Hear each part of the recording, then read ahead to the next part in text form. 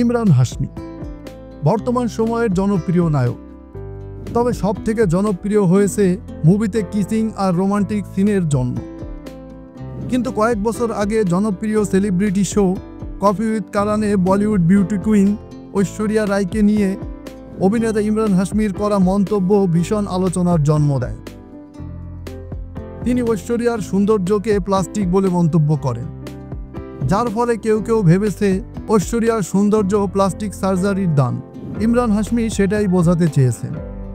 আবার কেউ কেউ ভেবেছেন ঐশ্বরিয়ার ব্যবহারে কোনো প্রাণ নেই, তিনি খুব যান্ত্রিক ব্যবহার করেন সবার সঙ্গে। ইমরান হয়তো সেটা বোঝাতে চেয়েছেন। এত বছর পর সম্প্রতি আবারও সেই মন্তব্যটি আলোচনায় এসেছে, কারণ ইমরান হাশমি তার সম্প্রতি ইন্টারভিউতে কথা বলেছেন ওই ঘটনা নিয়ে। ইমরান হাশমি বলেন, ঐশ্বরিয়াকে নিয়ে আমি যা বলেছিলাম তার জন্য আমি অত্যন্ত লজ্জিত। ওই ঘটনার পর তার সঙ্গে আমার আর দেখা হয়নি, তবে তার সঙ্গে আমি দেখা করতে চাই, আর দেখা হলে আমার মন্তব্যের জন্য ক্ষমাও চাইব।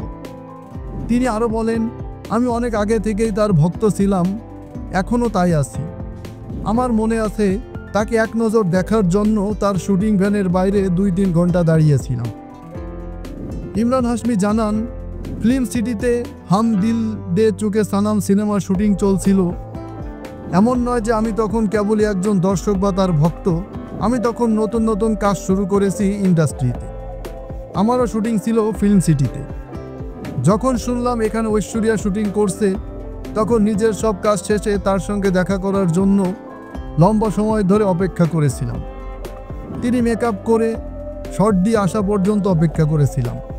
তারপর দেখা পাই, তখনও তিনি যেমন সুন্দরী ছিলেন এখনও তাই আছেন। আমি সবসময় তার ভক্ত।